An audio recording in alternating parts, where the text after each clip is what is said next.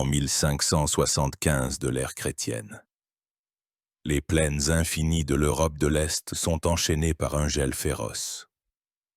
L'hiver cette année-là s'est avéré particulièrement cruel, comme si la nature elle-même reflétait le froid et le désarroi qui régnaient dans le cœur des hommes. Sur l'immense république des deux nations qui s'étendait de la Baltique à la mer Noire, planait une ombre dont le nom était l'interrègne. Le trône, encore récemment occupé par Henri de Valois, était vide. Le jeune prince français, élu roi, tel un voleur nocturne, avait fui son nouveau pays, à peine eut-il appris la mort de son frère et la possibilité d'hériter de la couronne de France.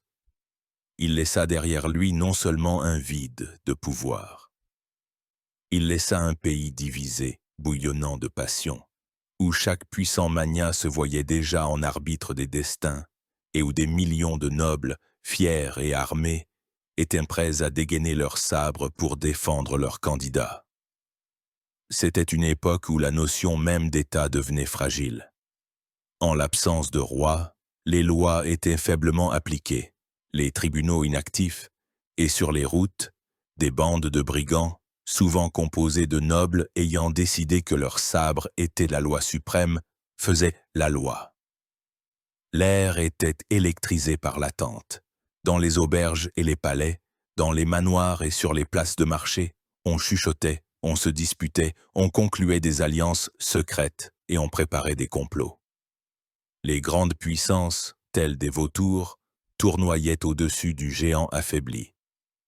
Le puissant empereur du Saint-Empire romain germanique, Maximilien II de Habsbourg, tendait déjà sa main vers la couronne polonaise, promettant or et ordre.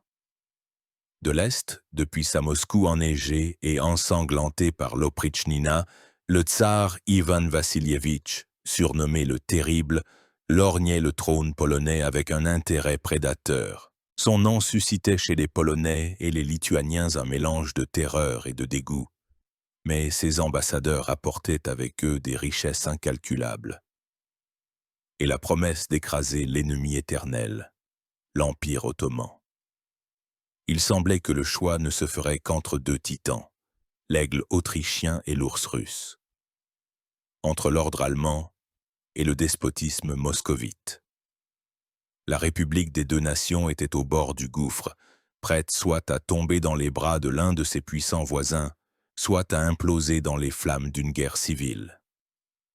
Et à ce moment précis, alors que toutes les pièces maîtresses semblaient placées sur l'échiquier politique, des montagnes brumeuses de Transylvanie, auréolées de légendes et de sang, depuis la périphérie à demi oubliée du monde chrétien, parvint un nom que peu de gens prenaient au sérieux.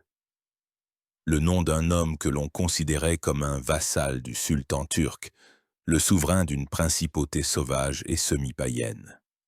Un nom destiné à retentir dans toute l'Europe, à devenir synonyme de volonté de fer, de génie militaire et de construction d'État. C'était le nom d'Istvan Báthory, ou, comme le monde entier l'appellera bientôt, Étienne Báthory. Personne ne savait encore que ce Hongrois de 42 ans, aguerri par les batailles et les intrigues politiques, deviendrait non seulement un roi. Il deviendrait le marteau qui forgerait une nouvelle armée polonaise et l'épée qui porterait un coup dévastateur à la puissance croissante du tsarat de Moscou, changeant à jamais l'équilibre des forces en Europe de l'Est. C'est l'histoire de la façon dont un étranger, un outsider, a pu monter sur l'un des trônes les plus prestigieux et en même temps les plus instables d'Europe et, en 10 ans de règne, inscrire son nom en lettres d'or dans l'histoire. C'est l'histoire du grand roi Étienne Báthory.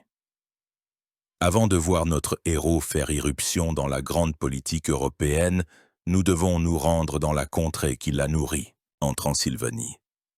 Terre de forêts impénétrables, de hautes montagnes des Carpates et de sombres forteresses, terre où, pendant des siècles, les destins des Hongrois, des Roumains et des Allemands se sont entremêlés. Terre devenue une frontière sanglante entre trois mondes, l'Occident catholique en la personne de l'Empire des Habsbourg, l'Orient orthodoxe et le croissant islamique de l'Empire ottoman avançant par le sud. C'est dans ce creuset bouillonnant de peuples, de religions et d'ambitions qu'en l'an 1533, au château de Simle-Silvaniei, naquit István Báthory. La famille Báthory était l'une des plus anciennes et des plus influentes du royaume de Hongrie. Leur lignée, selon la légende, remontait à l'un des chefs venus avec Arpad en Pannonie. Leurs armoiries, 3 dents de loup, étaient connues dans tout le pays. Mais cette renommée était ambiguë. La famille Báthory avait donné à la Hongrie des voivodes, des juges, des évêques. Mais elle avait aussi engendré des monstres, dont les noms étaient prononcés à voix basse près de la cheminée les nuits froides. D'une part, ils étaient les piliers de l'État hongrois. D'autre part, on les considérait comme porteurs d'une énergie sauvage, indomptable, un sang de loup, qui pouvait mener aussi bien à de grandes réalisations qu'à des crimes monstrueux. Très bientôt, après la mort d'Étienne, sa nièce Erzsébet Báthory entrera dans l'histoire comme la comtesse sanglante, l'une des tueuses en série les plus cruelles de l'histoire de l'humanité. Était-ce une malédiction familiale, une veine sombre traversant les générations? Ou était-ce simplement le degré extrême de cette cruauté et de cette passion débridée propres à de nombreux aristocrates de l'époque? Quoi qu'il en soit, Étienne hérita de ses ancêtres non pas une cruauté mythique, mais quelque chose de plus précieux, une volonté inflexible, un esprit vif et l'instinct naturel d'un prédateur. Son enfance et sa jeunesse coïncidèrent avec une période tragique pour la Hongrie. En 1526, 7 ans avant sa naissance, à la bataille de Mohacs, l'armée chevaleresque hongroise fut pratiquement anéantie par l'armée du sultan Soliman le Magnifique. Le roi Louis II se noya en fuyant. La Grande Hongrie, autrefois l'une des plus puissantes nations d'Europe centrale, cessa d'exister. Son territoire fut divisé en 3 parties. L'ouest et le nord revinrent aux Habsbourg d'Autriche. La partie centrale, y compris la capitale Buda, devint un pachalik de l'Empire ottoman. Et seulement à l'est, en Transylvanie, subsista un fragment de l'État hongrois, une principauté vassale contrainte de levoyer entre les 2 géants. C'est dans cette atmosphère de menaces constantes, de vassalité humiliante et de lutte désespérée pour la survie que le jeune István grandit. Il ne reçut pas une éducation classique systématique, comme beaucoup de princes européens. Ses universités furent les champs de bataille et les salles de négociation diplomatique. Ses jouets d'enfants n'étaient pas des chevaux de bois, mais de vrais arcs et sabres. Au lieu d'étudier les œuvres d'Aristote, il apprit à lire les traces sur un sentier forestier, à distinguer par la fumée d'un feu de camp l'effectif d'un détachement ennemi et à comprendre la psychologie des soldats mercenaires. Il vit dès sa jeunesse que la force brute ne résolvait pas tout, loin de là. Il était bien plus important de savoir attendre, de ruser, de trouver les faiblesses de l'adversaire, de monter les ennemis les uns contre les autres. Il maîtrisait parfaitement le latin, la langue de la diplomatie internationale de l'époque, parlait l'allemand et l'italien. Mais sa principale langue était celle du pouvoir. Dans sa jeunesse, il penchait vers les Habsbourg. C'était naturel, l'empereur d'Autriche était un monarque chrétien, un symbole de la lutte contre la menace ottomane. Báthory passa plusieurs années à la cour de l'empereur Ferdinand Huillier à Vienne. Il vit l'éclat et la puissance de l'empire des Habsbourg, mais il vit aussi sa lourdeur, sa bureaucratie, son arrogance envers les Hongrois. Cette expérience fut pour lui une leçon cruciale. Il comprit que pour les Habsbourg, la Hongrie n'était qu'une zone tampon, une monnaie d'échange dans leur jeu mondial. Le salut de la Hongrie était l'affaire des Hongrois eux-mêmes. Le tournant de sa vie fut l'année 1556. Le trône de Transylvanie fut alors occupé par Jean II Sigismond Zápolya, fils du dernier roi national de Hongrie. Báthory le rejoignit, devenant l'un de ses plus proches collaborateurs et le commandant de son armée. Il combattait désormais contre les Habsbourg, tentant de leur reprendre les terres hongroises. Lors d'une mission diplomatique à Vienne en 1565, il fut perfidement arrêté sur ordre de l'empereur Maximilien II, ce même homme qui, 10 ans plus tard, deviendra son principal rival dans la course au trône de Pologne. Báthory passa 2 ans en prison. Ce ne fut pas une période de désespoir, mais de réflexion. Loin de l'agitation et des intrigues, dans le silence d'une cellule, il lut beaucoup. Son livre de prédilection devint les Commentaires sur la guerre des Gaules de Caius Julius César. Il ne se contenta pas de le lire, il l'étudia, prenant des notes en marge, analysant chaque manœuvre, chaque décision politique. Il voyait en César non seulement un général, mais le souverain idéal, un homme qui alliait le génie militaire à la perspicacité politique, l'art de parler aux légions et au Sénat dans leur propre langue. En prison, Báthory comprit que la guerre n'est pas seulement un affrontement d'armées, mais la continuation de la politique et que la victoire se forge non seulement sur le champ de bataille, mais aussi dans l'esprit des hommes, dans les coffres de l'État et à la chancellerie. Il sortit de prison transformé, encore plus calculateur, déterminé et ferme dans ses convictions. En 1571, Jean de Sigismond mourut sans laisser d'héritier. La noblesse transylvaine, réunie en Diète, élut à l'unanimité comme prince István Báthory, âgé de 40 ans. Ce n'était pas un choix par droit du sang, c'était la reconnaissance de ses mérites, de son intelligence et de sa volonté. En acceptant le pouvoir, Báthory acceptait aussi un lourd héritage, la dépendance vassale vis-à-vis de l'Empire ottoman. Chaque année, il devait envoyer à Istanbul un tribut de 10 000 ducats. Les ambassadeurs du sultan se comportaient dans sa capitale de Gyulafehérvár, que nous connaissons aujourd'hui sous le nom d'Alba Iulia, comme des maîtres. C'était humiliant, mais Báthory comprenait qu'un affrontement ouvert avec les Ottomans serait suicidaire pour la petite Transylvanie. Il payait le tribut, souriait aux ambassadeurs, mais en même temps il renforçait son armée, construisait des forteresses et attendait son heure. Il avait appris à porter le masque d'un vassal soumis, cachant sous celui-ci la détermination d'acier d'un souverain souverain. C'est précisément cette expérience. L'expérience de gouverner un État à la fracture des civilisations, qui fit de lui le candidat idéal pour un autre État, bien plus grand et non moins complexe, la République des deux nations.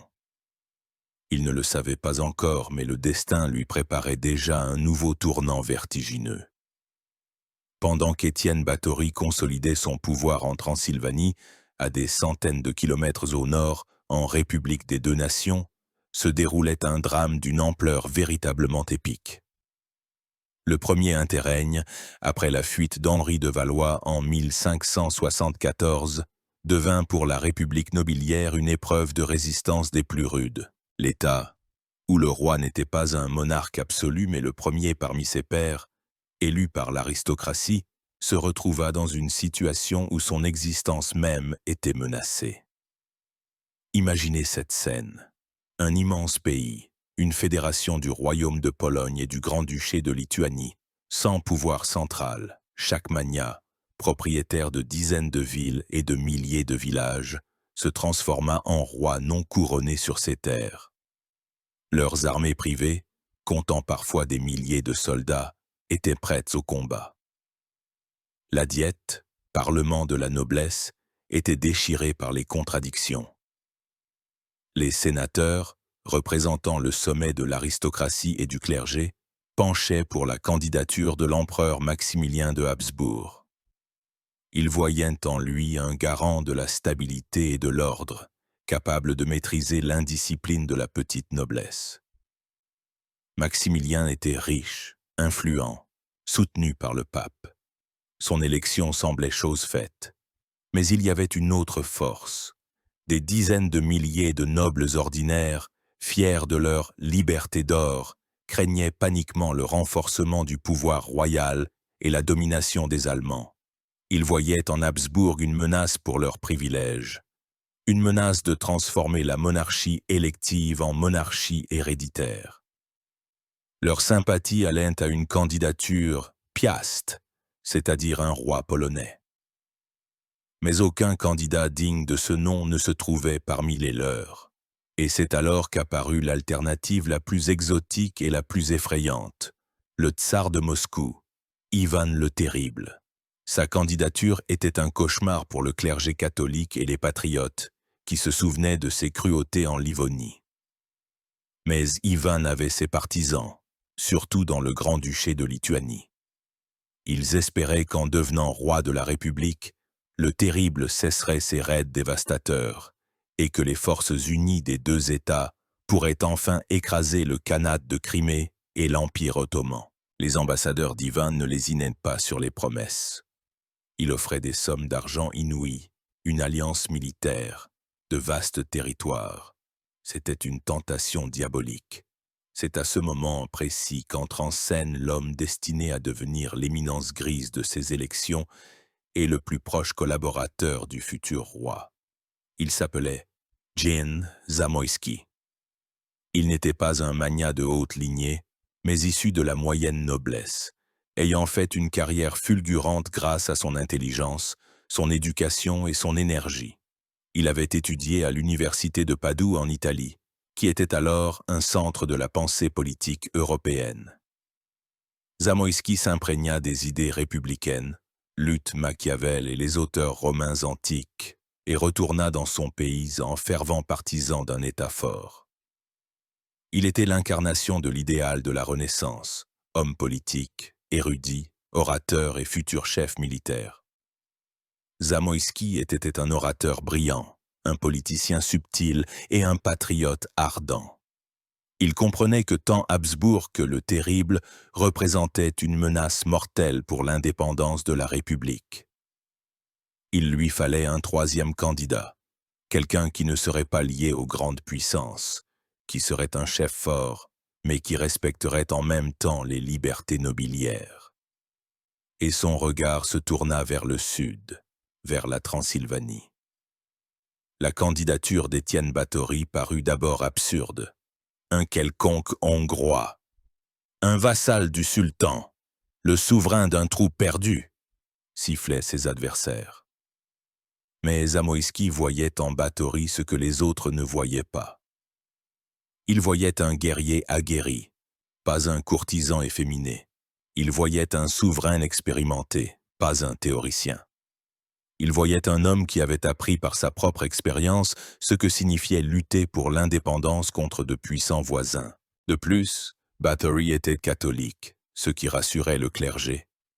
Mais il était en même temps connu pour sa tolérance religieuse, ce qui était d'une importance capitale pour la République multiconfessionnelle, où cohabitaient catholiques, orthodoxes et protestants. Zamoyski et ses partisans lancèrent une campagne de propagande effrénée. Ils dressèrent le portrait de Báthory comme le roi chevalier idéal, défenseur de la chrétienté, qui rendrait au pays sa gloire d'antan. Leur principal argument était « Mieux vaut choisir un étranger digne qu'un compatriote indigne ou un voisin puissant qui nous absorbera. » Le point culminant fut atteint en décembre 1575 lors de la diète d'élection sur le champ de Wola, près de Varsovie. Ce fut un spectacle incroyable. Des dizaines de milliers de nobles de tout le pays avaient planté leurs tentes, venus avec armes et serviteurs. Le champ s'était transformé en un immense camp militaire divisé en factions. L'air vibrait de disputes, de cris et du cliquetis des armes.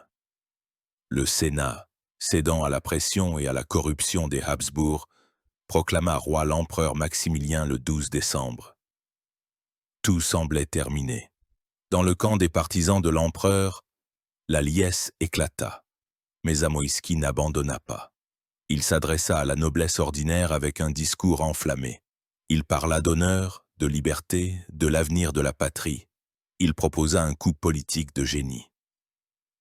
Pour donner une légitimité aux élections et lier le nouveau roi à la grande dynastie du passé, Il proposa d'élire sur le trône un roi et une reine, en une seule personne. La reine devait être Anne Jagellon, sœur du dernier roi de la dynastie des Jagellon, Sigismond Auguste. Anne avait déjà plus de 50 ans, c'était une vieille fille qui avait passé toute sa vie dans l'ombre de ses parents. Mais dans ses veines coulait le sang des Jagellon, et pour la noblesse, c'était sacré. Et son mari, et par conséquent roi, devait être Étienne Báthory. L'idée fut accueillie avec enthousiasme. Le 14 décembre, 2 jours après l'élection de Maximilien, une foule de 100 000 nobles proclama comme monarque Anne Jagellon et comme roi de la République Étienne Báthory. Le pays se retrouva dans une situation de double royauté. 2 rois, 2 partis, prêts à s'égorger. Le sort du trône devait désormais être décidé non par la diplomatie, mais par la rapidité et la détermination. Et c'est là que Báthory se montra dans toute sa splendeur. Contrairement au lent et indécis Maximilien, qui resta à Vienne, rassemblant argent et troupes, Báthory agit avec une rapidité foudroyante. Recevant la nouvelle de son élection, il rassembla immédiatement ses fidèles détachements transylvains et, malgré l'hiver rigoureux, se mit en marche forcée vers la Pologne. Il comprenait que celui qui occuperait le premier Cracovie et se ferait couronner dans la cathédrale du Wawel serait le véritable roi. Son chemin fut triomphal. La noblesse accueillit avec enthousiasme son élu. Il ne ressemblait pas à un monarque européen. Vêtu d'un costume hongrois, entouré de guerriers rudes et hâlés, il avait l'air d'un chef de horde. Mais dans son regard, il y avait de l'acier, et dans chaque geste, de l'assurance. Le 1er mai 1576, à Cracovie, eut lieu une double cérémonie. Étienne Báthory épousa Anne Jagellon et fut couronné roi de Pologne. Il avait tenu sa promesse. Mais le plus difficile l'attendait. Non pas conquérir la couronne, mais la conserver. Et le premier problème ne se fit pas attendre. La ville la plus riche du royaume, la ville libre de Danzig, refusa catégoriquement de reconnaître son autorité. Le couronnement au Wawel n'était qu'un acte symbolique. Le pouvoir réel d'Étienne Báthory, dans les premiers mois de son règne, était illusoire. Les partisans des Habsbourg, bien que démoralisés par la passivité de leur candidat, car Maximilien mourut peu après aussi. Mais son fils Rodolphe II continua de prétendre au trône, possédait encore une influence considérable. Le trésor était vide, l'armée n'existait pratiquement pas, et au nord, sur la côte de la Baltique, la puissante et fabuleusement riche ville de Danzig, aujourd'hui connue sous le nom de Gdańsk, lançait un défi ouvert au nouveau roi. Pour comprendre l'essence de ce conflit, il faut comprendre ce qu'était Danzig au XVIe siècle. Ce n'était pas une simple ville, c'était un État dans l'État. Membre de la puissante Ligue hanséatique, elle tenait entre ses mains la quasi-totalité du commerce maritime de la République. Par son port transitait le grain polonais, le bois, le chanvre, et étaient importés les draps européens, le vin, les armes et les objets de luxe. Son architecture, avec ses rues étroites, ses hautes maisons de briques aux pignons à gradins, rappelait plus Amsterdam ou Hambourg que Cracovie ou Varsovie. Les patriciens de la ville, principalement d'origine allemande et de confession luthérienne, avaient amassé des fortunes colossales. Danzig avait misé sur Maximilien de Habsbourg. Les citadins craignaient qu'un roi fort comme Báthory ne réduise leur liberté et, pire encore, ne prenne le contrôle de leurs revenus. Le refus de reconnaître Báthory n'était pas un simple acte de désobéissance. C'était un coup porté au cœur même de l'économie et du prestige de l'État. Si Báthory avait supporté cette gifle, son autorité aurait été anéantie dès le départ. Il ne pouvait pas le permettre. Commença ce qu'on appela la guerre de Danzig. Le roi déclara la ville rebelle, lui imposa un embargo commercial et commença à rassembler une armée. Mais ce n'était pas facile. La noblesse, qui venait d'élire le roi, n'était pas enthousiaste à l'idée de faire la guerre à Danzig et, plus importante encore, de payer des impôts pour cette guerre. De nombreux magnats sympathisaient secrètement avec les Danzicois. Báthory dut s'appuyer principalement sur ses troupes hongroises et sur des mercenaires engagés à ses propres frais. À l'été 1577, l'armée royale assiégea Danzig. Mais prendre la ville d'assaut était pratiquement impossible. Danzig était entouré des plus puissantes fortifications bastionnées de l'époque, défendues par une garnison nombreuse et bien armée, et soutenue par la mer par la flotte danoise, alliée des bourgeois. Le siège s'éternisait. Báthory comprit qu'un blocus long et stérile sapait ses positions dans le pays. C'est à ce moment qu'il se révéla non seulement comme un chef militaire, mais aussi comme un stratège et un pragmatique exceptionnel. Il comprit qu'il ne pouvait pas vaincre Danzig par la seule force. Il décida de la déjouer. Premièrement, il fonda non loin de la ville sa propre flotte, une flottille de corsaires. C'étaient de petits navires maniables qui se mirent à chasser les navires de commerce de Danzig, sapant son économie. Deuxièmement, il frappa au point le plus sensible. Tout le commerce de Danzig passait par la Vistule. Báthory ordonna à ses troupes d'occuper les points clés en amont et de détourner les flux commerciaux vers un autre port, loyal au roi, Elbląg. C'était un garrot économique qui se resserrait de mois en mois. Troisièmement, il remporta une importante victoire psychologique. Lors de la bataille du lac de Lubieszów, sa petite armée professionnelle, composée de Hongrois, d'Allemands et de mercenaires écossais, écrasa complètement l'armée beaucoup plus nombreuse de Danzig qui avait tenté de briser le blocus. Cette victoire montra à tous qu'on ne plaisantait pas avec l'armée du roi. Vers la fin de l'année 1577, les deux camps étaient épuisés. Danzig souffrait du blocus économique. Le trésor de Báthory était vide. Des négociations commencèrent. Et là, le roi fit de nouveau preuve de la sagesse d'un homme d'État. Il n'humilia ni ne ruina la ville. Il exigea trois choses: la reconnaissance officielle de son titre royal, des excuses et le paiement d'une énorme contribution de 200 000 zlotys pour couvrir les frais de guerre. En même temps, il confirma tous les anciens privilèges de la ville. Les Danzicois acceptèrent. Báthory entra triomphalement dans la ville. Il n'organisa pas de représailles. Il ne punit que quelques-uns des meneurs les plus acharnés de la rébellion. Cette victoire eut une importance considérable. Báthory n'avait pas seulement soumis une ville rebelle, il avait montré à toute la République qu'un véritable pouvoir était apparu dans le pays, un pouvoir avec lequel il fallait compter. Il avait rempli le trésor vide avec l'or de Danzig, et surtout, il avait obtenu la possibilité de se consacrer à ce qu'il considérait comme sa mission principale. Ayant consolidé ses arrières, il pouvait désormais tourner son regard vers l'Est, où son ancien rival aux élections, Ivan le Terrible, continuait de s'emparer de terres en Livonie, menaçant l'existence même du grand-duché de Lituanie. Mais avant de commencer la Grande Guerre, il fallait créer une armée capable de la gagner. La victoire sur Danzig donna à Étienne Báthory un répit et les moyens de réaliser son objectif principal. Il était avant tout un soldat et comprenait que la grandeur d'un État repose sur la force de son armée, et l'armée de la République dont il avait hérité était loin d'être parfaite.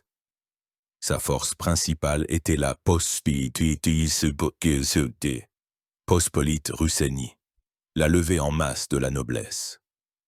Chaque noble était tenu, sur appel du roi, de se présenter à la guerre à cheval et en armes. Autrefois, cette armée de chevaliers était une force redoutable. Mais à la fin du XVIe siècle, elle était désespérément dépassée. La noblesse était courageuse, mais indisciplinée. La levée en masse se faisait lentement. Elle ne voulait pas se battre longtemps, et après la fin de la campagne, elle se dispersait tout simplement pour rentrer chez elle. Pour mener des guerres modernes, longues, avec des sièges de forteresses et des manœuvres complexes, une telle armée n'était pas adaptée. Báthory, qui avait traversé la rude école des guerres contre les Habsbourg et les Ottomans, le comprenait parfaitement. Il lui fallait une armée permanente, professionnelle, disciplinée. Et lui, avec son fidèle compagnon et désormais chancelier Jan Zamoyski, entreprit des réformes qui changèrent à jamais l'art de la guerre en Europe de l'Est. Sa première et principale innovation fut la création de l'infanterie Piechota Wybraniecka, ou infanterie d'élection. L'idée était d'une simplicité géniale. Sur les terres royales, où vivaient des paysans d'État, pour chaque vingtaine de ouans, un ouan étant une unité de mesure agraire, un fantassin était fourni. Ce paysan était exempté de toutes corvées et impôts, recevait une terre en usufruit et devenait un soldat professionnel. Il recevait un uniforme standard de couleur bleu ciel ou gris, ce qui leur valut souvent le surnom de « diable bleu » ou « quai gris ». En temps de paix, il vivait dans son village, s'occupait de sa ferme et suivait un entraînement régulier. En cas de guerre, il devait se présenter en armes avec un fusil, un sabre et une hache. Ce fut une véritable révolution. Bathory créa la première infanterie régulière de masse de l'histoire de la République, recrutée parmi la population locale. Ces soldats étaient endurants, peu exigeants, connaissaient bien le terrain et, contrairement aux mercenaires, se battaient pour leur terre. L'infanterie d'élection devint l'ossature de sa nouvelle armée, indispensable lors des sièges de forteresses et dans les batailles rangées. Ils étaient armés d'arquebuses et de longs sabres, et leurs haches de combat, les berdiches, leur servaient à la fois d'armes et d'outils pour la construction de fortifications. Le deuxième axe de la réforme fut l'artillerie. Bathory comprenait que les guerres des temps nouveaux étaient des guerres de canons. Il fit venir d'Italie et d'Allemagne les meilleurs ingénieurs et fondeurs. Avec l'argent obtenu de Danzig, il lança la production en série de pièces d'artillerie de siège modernes. Son armée fut dotée de lourds canons, les Cartones, capables de percer les murs des forteresses, et de canons de campagne légers, qui pouvaient soutenir l'infanterie par leur feu directement sur le champ de bataille. Il standardisa les calibres, ce qui simplifia considérablement l'approvisionnement en munitions. Le parc d'artillerie de Bathory devint l'un des meilleurs d'Europe. Le troisième, et peut-être le plus célèbre, élément de sa machine de guerre fut la cavalerie. Bathory ne la créa pas à partir de rien, mais il la porta à la perfection. C'est sous son règne que la cavalerie lourde de choc, les hussards ailés, atteignit son apogée. C'était l'élite de l'armée, recrutée parmi la noblesse la plus riche et la plus ancienne. Être hussard n'était pas seulement un honneur, mais aussi incroyablement coûteux. L'équipement complet, comprenant une armure lamellaire, un casque chichak, une peau de léopard ou de loup, plusieurs pistolets, un sabre palache et, bien sûr, un cheval de bataille, coûtait une fortune. Vêtus de leurs armures étincelantes, armés de longues lances de 5 mètres, de sabres et de pistolets, ils étaient l'incarnation vivante de la puissance de la République. Et leurs fameuses ailes de plumes d'aigle, fixées dans leur dos, non seulement effrayaient l'ennemi par leur apparence et leur bruit, mais, selon une version, protégeaient également le cavalier des lassauts de la cavalerie tatare. La charge de choc d'une bannière de hussards, lancée à l'attaque, était pratiquement irrésistible. Aucune infanterie de l'époque, y compris les célèbres tercios espagnols, ne pouvait y résister. Mais Bathory comprenait qu'on ne pouvait pas gagner une guerre avec la seule cavalerie lourde. Il utilisa aussi activement la cavalerie légère, les Cosaques. Les Cosaques Zaporog, guerriers libres des rapides du Dniepr, étaient des maîtres inégalés de la reconnaissance, du sabotage et de la guérilla. Leurs relations avec la couronne avaient toujours été complexes. D'une part, ils étaient des guerriers indispensables. D'autre part, leurs raids non autorisés sur les possessions turques et tatares créaient constamment des problèmes diplomatiques. Bathory les prit officiellement au service royal, créant ce qu'on appela le registre, ce qui marqua le début de la formation de la cosaquerie enregistrée en tant que corps militaire distinct. Il leur payait une solde et leur accordait des privilèges, tentant de canaliser leur énergie indomptable dans une direction utile à l'État. Enfin, Báthory accorda une immense attention au génie et à la logistique. Il comprenait que pour une guerre contre Moscou, avec ses distances énormes et ses routes inexistantes, l'approvisionnement était d'une importance cruciale. Son armée se déplaçait avec un immense train de bagages, transportant vivres, munitions, pontons pour la construction de passages. Des unités spéciales du génie traçaient des routes à travers les forêts et les marais, construisaient des ponts et des camps fortifiés. Toutes ces réformes visaient à créer un organisme militaire unifié et équilibré, où chaque arme remplissait sa tâche. L'infanterie prenait les forteresses et tenait la ligne. La cavalerie lourde portait le coup décisif. La cavalerie légère harcelait l'ennemi et menait la reconnaissance. L'artillerie perçait les murs et dégageait la voie. Et, au-dessus de tout cela se tenait une volonté unique, la volonté du roi général. Outre les réformes militaires, Báthory mena d'importantes réformes de l'État. La principale fut la création de tribunaux d'appel supérieurs, le tribunal de la Couronne pour la Pologne et le tribunal de Lituanie pour le Grand-Duché. Par cet acte, il transféra le pouvoir judiciaire suprême, qui appartenait auparavant au roi, entre les mains de la noblesse elle-même, qui élisait les juges en son sein. D'une part, cela renforça l'autonomie de la noblesse. D'autre part, cela libéra le roi du travail judiciaire de routine, lui permettant de se concentrer sur les questions de guerre et de politique étrangère. Il fut également un mécène de la science et de l'éducation. En 1579, en pleine préparation de la guerre contre Moscou, il transforma le collège jésuite de Vilnius en académie, donnant naissance à la célèbre Université de Vilnius. Il comprenait que l'État avait besoin non seulement de soldats, mais aussi de fonctionnaires instruits, de juristes et de diplomates. En 1579, Étienne Báthory avait achevé ses préparatifs.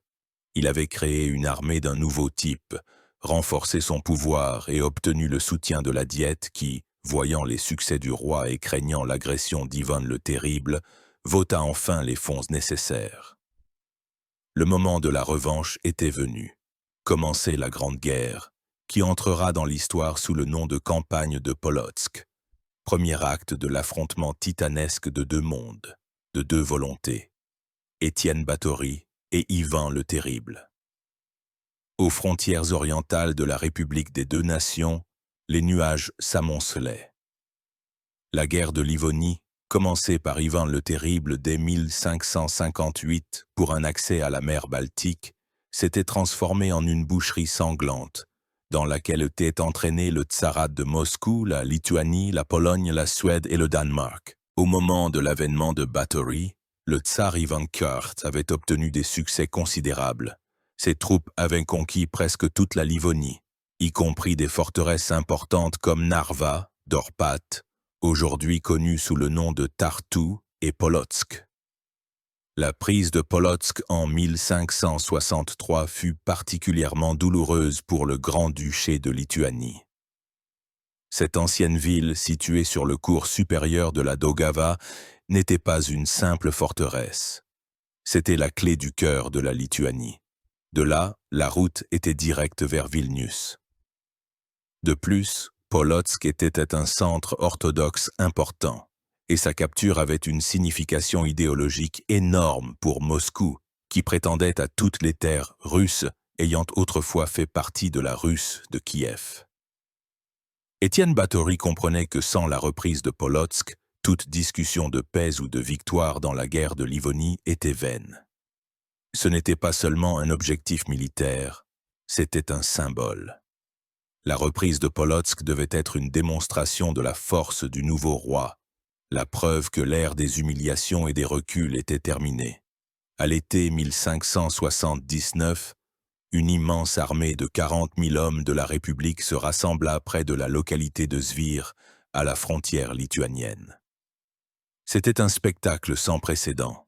Il y avait là les bannières étincelantes des hussards zélés, les rangs ordonnés de l'infanterie d'élection en uniforme gris, les troupes bigarrées de mercenaires allemands, hongrois et écossais, et les insaisissables centuries de cosaques. Avec l'armée se déplaçait un gigantesque parc de sièges, des dizaines de canons lourds, dont le transport nécessita des milliers de bœufs. Le conseil de guerre, réuni avant la campagne, était plein de doutes. De nombreux chefs militaires expérimentés, y compris Jan Zamoïski, proposaient de frapper Pskov ou Smolensk, des terres russes ancestrales, pour détourner les forces principales d'Ivan le Terrible. Mais Báthory fut inflexible. Son objectif, Polotsk.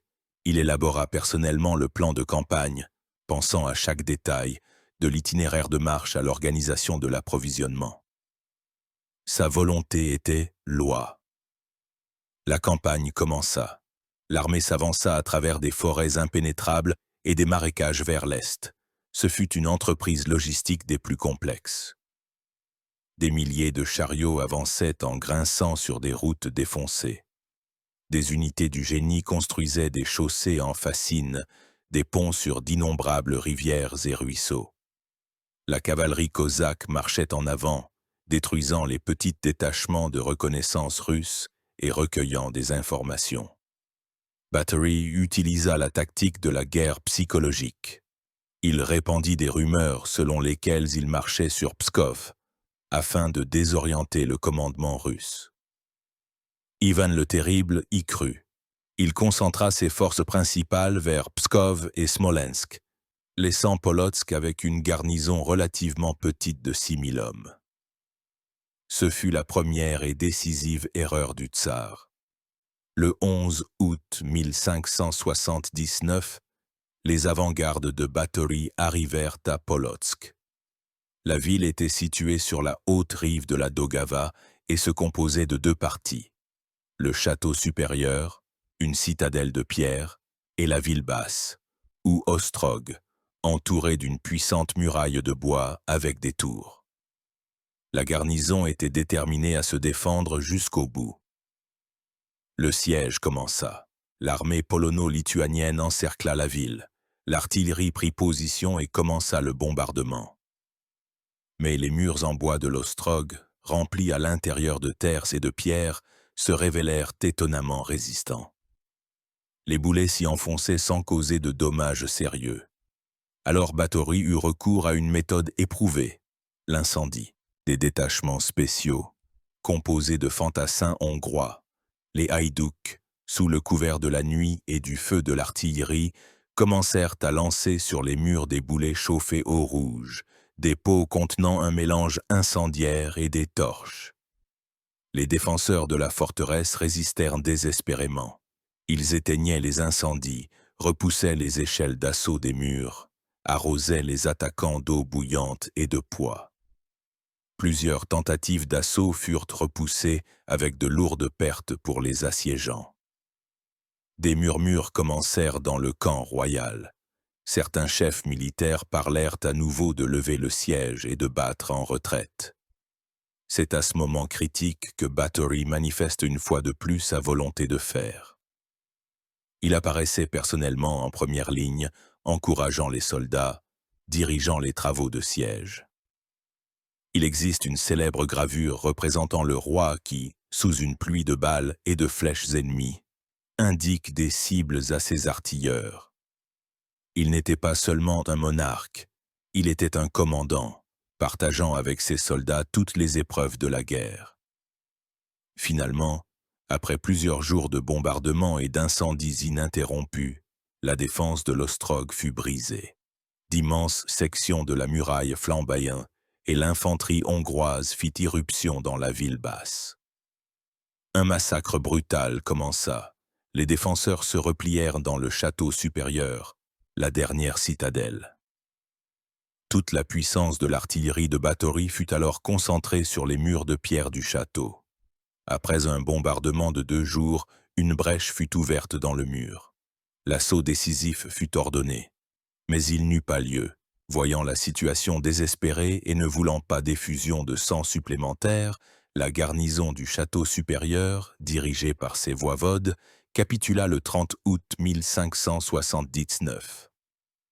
La prise de Polotsk fut un succès retentissant. Bathory fit preuve de clémence envers les vaincus. Les simples soldats furent autorisés à partir du côté russe, et les voivodes furent faits prisonniers. La population orthodoxe locale se vit garantir ses droits et libertés. Le roi entra dans la ville reconquise. Le rêve de sa vie commençait à se réaliser.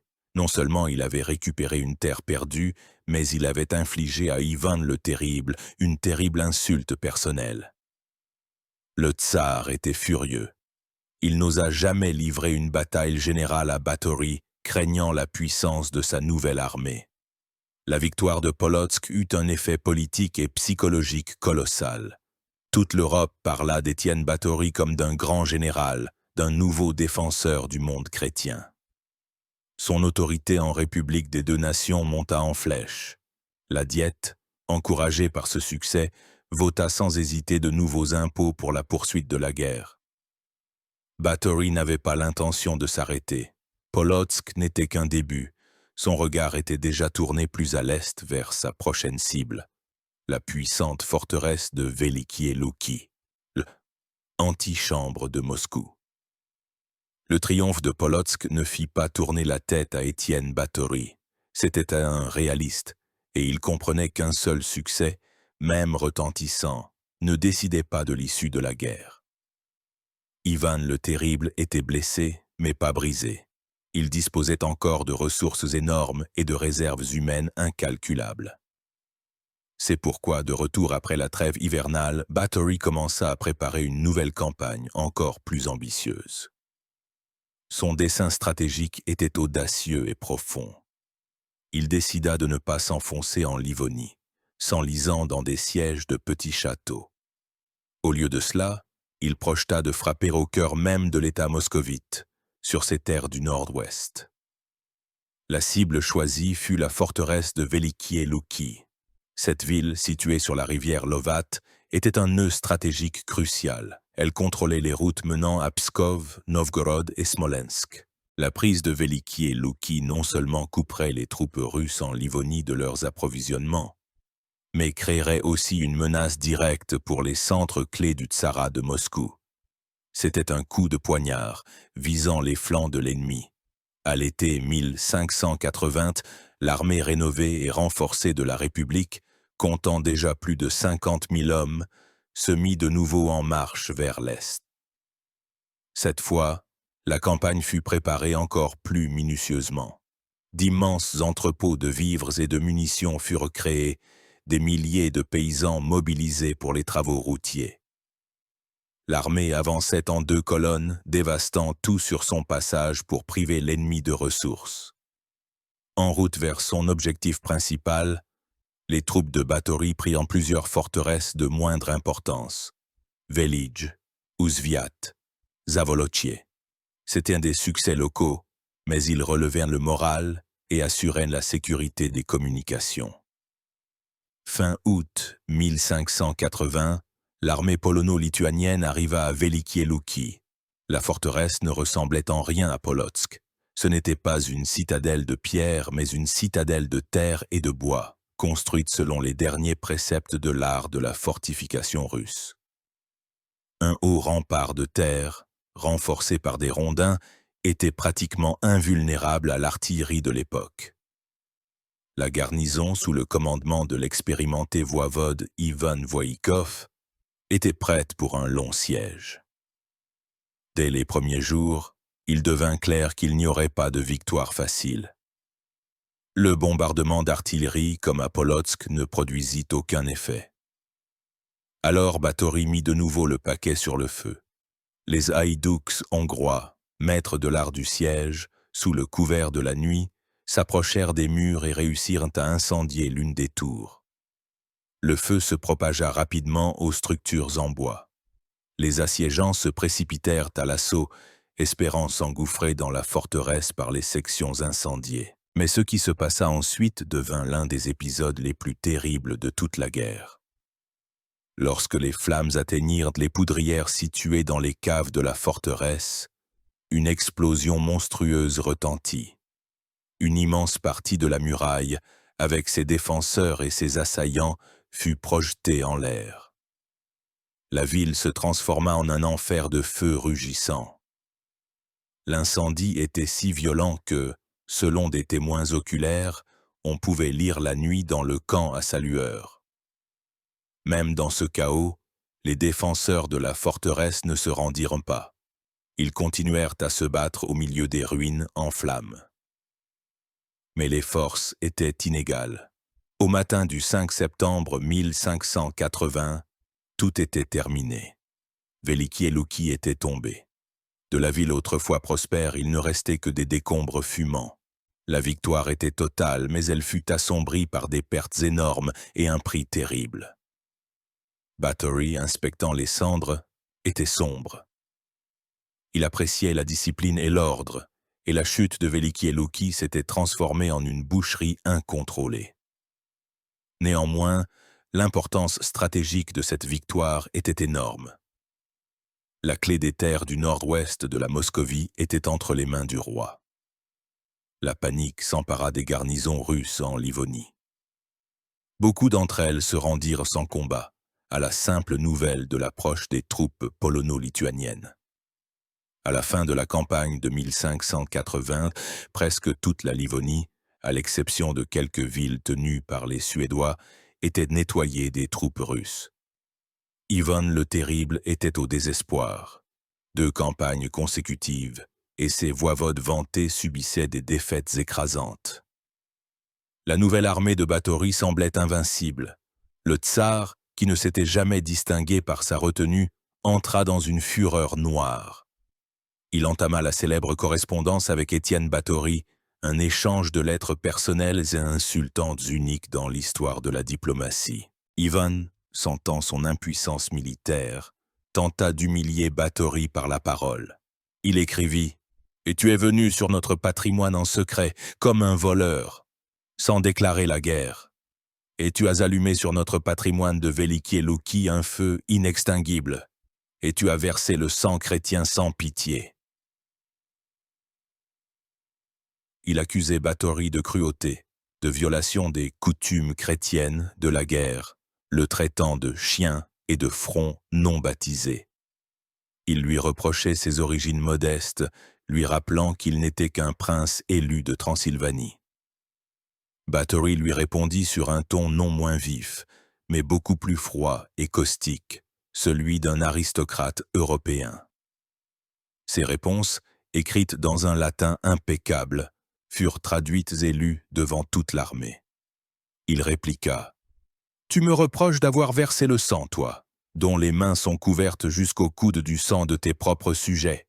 Toi, qui as inondé de sang Novgorod et Pskov. Où étais-tu quand nous prenions Polotsk? Où étais-tu quand nous prenions Velikielukki, caché dans ta Moscou comme un lâche ?» Il lança au tsar un défi personnel, proposant de décider de l'issue de la guerre en combat singulier, en duel. Bien sûr, Ivan le Terrible, qui n'était pas un guerrier, se déroba. Cette correspondance n'est pas un simple échange d'insultes. C'est le choc de 2 mondes, de 2 mentalités. D'un côté, un monarque despotique et sacré, se considérant comme loin du Seigneur. De l'autre, un roi soldat pragmatique, élu, s'appuyant sur la loi et la force militaire. Après 2 victoires éclatantes, Étienne Báthory aurait pu terminer la guerre avec honneur. Il avait repris Polotsk, nettoyé la Livonie, conquis une importante tête de pont en territoire ennemi. Mais il en voulait plus. Il voulait porter à l'État moscovite un coup dont il ne se remettrait pas avant des décennies. Il voulait prendre Pskov, l'ancienne, riche et puissante Pskov, réputée imprenable. C'était sa campagne la plus audacieuse, la plus risquée et, comme il s'avéra, la dernière. La campagne de 1581 devait être le couronnement de la carrière militaire d'Étienne Báthory. Son objectif était grandiose. Pskov. Ce n'était pas une simple forteresse, c'était l'une des villes les plus grandes et les plus riches du Tsarat de Moscou, la troisième en importance après Moscou et Novgorod. Les murs de Pskov, construits au fil des siècles, étaient considérés comme un chef-d'œuvre de l'art de la fortification. 5 enceintes de fortification en pierre, des dizaines de tours, une garnison puissante et une population nombreuse et patriote rendaient la ville pratiquement invulnérable. Prendre Pskov signifiait mettre Ivan le Terrible à genoux et lui dicter n'importe quelle condition de paix. À l'été 1581, l'armée de 100 000 hommes de Báthory, la plus grande que la République ait jamais rassemblée, se mit en marche vers Pskov. L'ambiance dans l'armée était à la victoire. Après Polotsk et Veliki Luki, soldats et commandants croyaient au génie de leur roi et en leur propre invincibilité. En août, l'armée arriva devant la ville et installa son immense camp.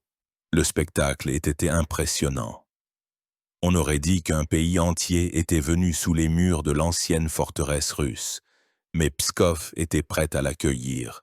La ville était défendue par une garnison de 40 000 hommes sous le commandement de l'un des meilleurs généraux d'Ivan le Terrible, le prince Ivan Petrovitch Chouïski. De plus, toute la population masculine de la ville, environ 30 000 personnes, avait pris les armes. Les réserves de nourriture et de poudre étaient suffisantes pour soutenir un siège de plusieurs mois. Báthory commença à agir selon son scénario habituel. Son artillerie prit position et entama un bombardement méthodique des murs. Le 8 septembre 1581, après une puissante préparation d'artillerie qui ouvrit 2 grandes brèches dans le mur, le roi ordonna l'assaut général. Ce qui se passa ensuite fut un véritable choc pour l'armée polono-lituanienne. Les colonnes d'assaut, composées de soldats hongrois, allemands et polonais d'élite, se précipitèrent dans les brèches. Elles réussirent à s'emparer de 2 tours, la Svinouskaya et la Pokrovskaya. La victoire semblait proche, mais à ce moment, les défenseurs de la ville firent preuve d'un courage miraculeux. Le prince Chouïski lui-même apparut sur les murs, encourageant les guerriers. Les femmes et les enfants apportèrent des pierres, de l'eau et de la poudre. Les Russes firent sauter la tour Pokrovskaya, déjà occupée par l'ennemi, ensevelissant sous ses décombres les leurs comme les autres. La contre-attaque des Pskovitz fut si furieuse et inattendue que les troupes d'élite de Báthory fléchirent et se retirèrent en temps désordre, subissant d'énormes pertes. L'assaut avait échoué. Ce fut le premier revers sérieux d'Étienne Báthory de toute la guerre. Son auréole d'invincibilité s'était ternie. Il devint clair qu'il serait impossible de prendre Pskov par la force. Commença un siège long et épuisant. À mesure que les jours se transformaient en semaines, et les semaines en mois, l'immense camp de Báthory se mua en une ville de boue, de maladie et de désespoir. L'automne russe arriva avec ses pluies froides, puis un hiver précoce. Les soldats, en particulier les mercenaires des pays chauds, souffraient du froid et du scorbut. Une épizootie commença chez les chevaux. La discipline, l'épine dorsale de l'armée de Báthory, commença à se fissurer. Les mercenaires, ne recevant pas leurs soldes à temps, menaçaient de se mutiner. La levée en masse de la noblesse, peu habituée à une longue guerre de position, exigeait ouvertement d'être renvoyée chez elle. L'armée, qui semblait encore invincible il y a peu, commençait à se décomposer de l'intérieur sous les murs de la ville imprenable. C'est à ce moment qu'apparut sur la scène historique une nouvelle figure inattendue. C'était Antonio Possevino, un jésuite, légat, c'est-à-dire envoyé du pape Grégoire XIII. Ce n'était pas un simple prêtre. Possevino était l'un des esprits les plus brillants et l'un des diplomates les plus habiles de son temps. Un combattant fanatique de la contre-réforme, un érudit et un homme politique. Le pape était préoccupé par les succès de Báthory non moins qu'Ivan le Terrible, mais pour une autre raison. Il rêvait d'une union. l'union des églises catholiques et orthodoxes sous son autorité. Il espérait également organiser une croisade paneuropéenne contre les Turcs. Pour cela, il avait besoin à la fois de la République des deux nations et du Tsarat de Moscou. La guerre prolongée entre eux ruinait tous ses plans. Ivan le Terrible, se trouvant dans une situation désespérée, s'était lui-même adressé au pape pour lui demander sa médiation, faisant de vagues allusions à une possible union ecclésiastique. Pour le pape, c'était une chance qu'il ne pouvait pas laisser passer. Posevino, diplomate expérimenté et rusé, arriva d'abord à Moscou, puis dans le camp de Batory sous les murs de Pskov. Sa mission était extrêmement délicate. Il devait convaincre un roi victorieux d'arrêter la guerre et de conclure la paix. Batory était furieux. Il était à un pas du triomphe complet, et voilà qu'on lui proposait de s'arrêter. Il soupçonnait Posevino d'agir dans l'intérêt de Moscou, mais la situation de son armée était critique. L'hiver approchait, et Pskov tenait bon. La Diète refusait de voter de nouveaux impôts pour la guerre. La poursuite du siège menaçait d'une catastrophe totale. Le cœur serré, Batory accepta les négociations. Les négociations commencèrent en décembre 1581 dans le petit village de Yam-Zapolski, non loin de Pskov. Elles furent longues et pénibles. Posevino faisait la navette entre les deux camps, essayant de trouver un compromis. Les ambassadeurs russes, sentant que la position de Batory s'affaiblissait, se comportaient avec arrogance et gagnaient du temps. Les ambassadeurs de Batory exigeaient la cession de toute la Livonie et une énorme contribution. Finalement, le 15 janvier 1582, après 5 mois de siège de Pskov, la trêve de Yam-Zapolski fut signée pour une durée de 10 ans. Les conditions étaient les suivantes. La République des deux nations obtenait toute la Livonie, y compris Polotsk et Velidj. En échange, Étienne Batory rendait à Ivan le Terrible toutes les forteresses qu'il avait conquises sur le territoire russe ancestral, y compris Veliki et Louki, et levait le siège de Pskov. Formellement, c'était une victoire pour Batory. Il avait atteint l'objectif principal de la guerre, obtenir la Livonie et sécuriser ses frontières orientales. La République, à l'apogée de sa puissance, s'étendait de la Baltique à la mer Noire. Mais pour le roi lui-même, ce fut une déception. Il n'avait pas réussi à écraser l'État moscovite. Pskov avait tenu bon. La défense héroïque de la ville avait sauvé la Russie d'une déroute complète. Batory quittait les murs de Pskov invaincu, mais pas tout-puissant. La Grande Guerre était terminée. De nouveaux défis l'attendaient, cette fois non pas sur les champs de bataille, mais dans le chaudron bouillonnant de la politique intérieure. De retour de la guerre en vainqueur, Étienne Batory se retrouva dans une situation entièrement nouvelle pour lui. Il était un roi guerrier, habitué aux objectifs clairs et aux ordres précis dans un camp militaire. Désormais, il devait se plonger dans le monde visqueux et complexe de la politique intérieure de la République des deux nations, où les armes les plus redoutables n'étaient pas les canons et les sabres, mais les intrigues, les lois et l'art oratoire aux diètes. Le principal problème auquel il fut confronté fut l'opposition des puissantes familles de magnats. Pendant la guerre, la noblesse, unie par une menace commune, soutenait le roi. Mais en temps de paix, les anciennes contradictions éclatèrent avec une nouvelle vigueur.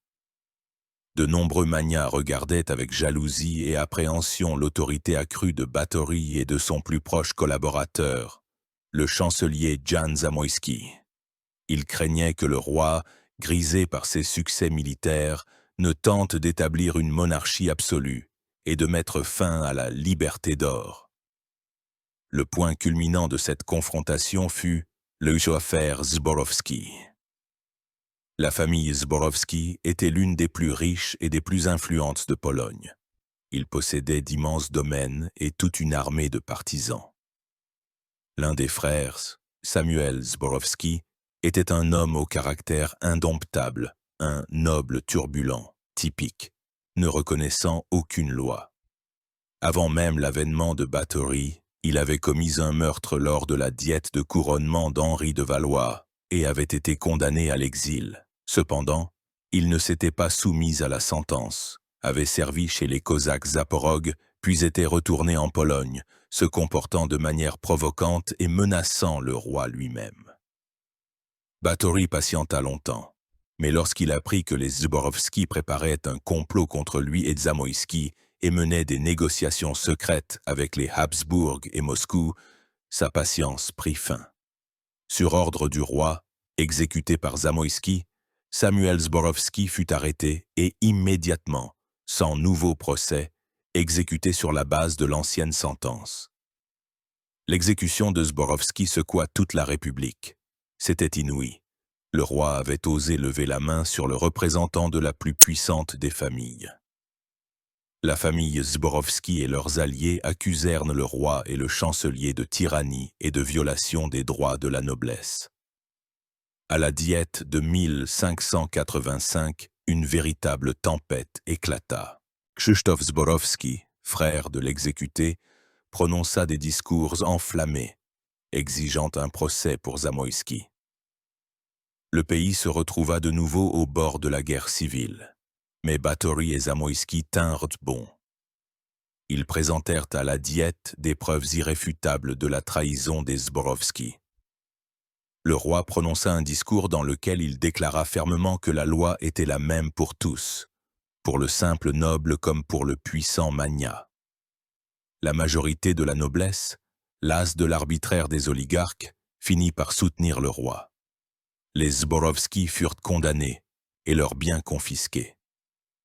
Ce fut une autre grande victoire pour Báthory, cette fois sur le terrain politique. Il avait prouvé que le pouvoir royal en République des deux nations n'était pas un vain mot. Ayant résolu les problèmes intérieurs, Báthory commença à nourrir un nouveau plan, encore plus grandiose, qui fut le rêve de toute sa vie.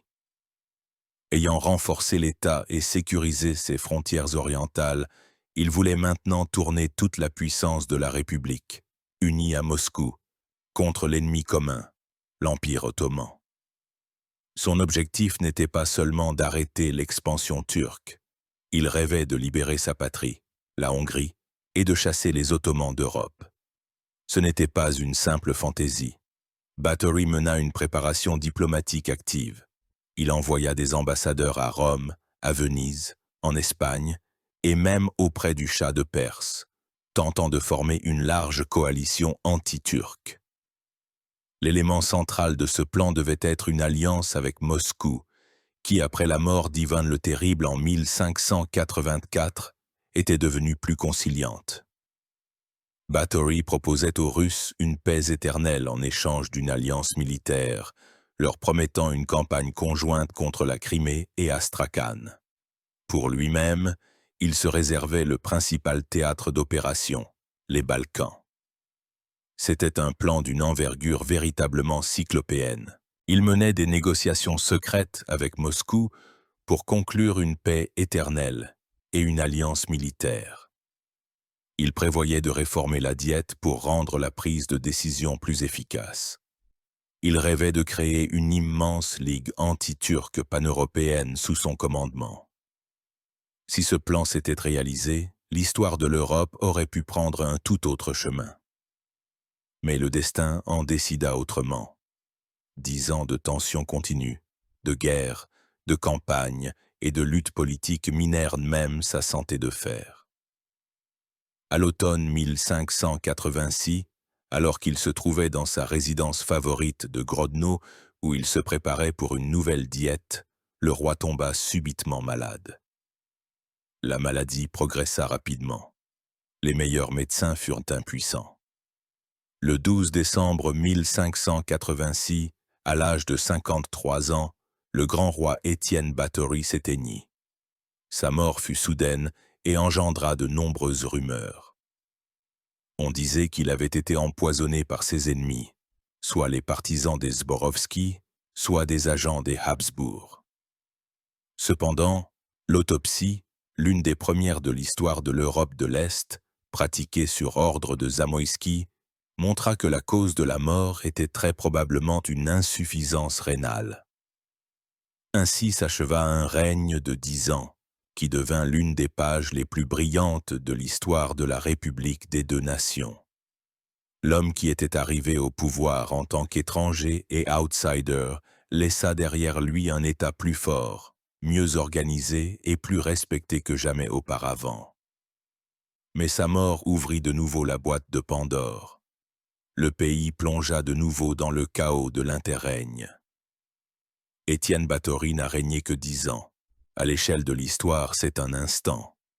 Mais en ce court laps de temps, il a réussi à accomplir ce que d'autres n'auraient pas pu faire en un demi-siècle. Quel est donc son héritage?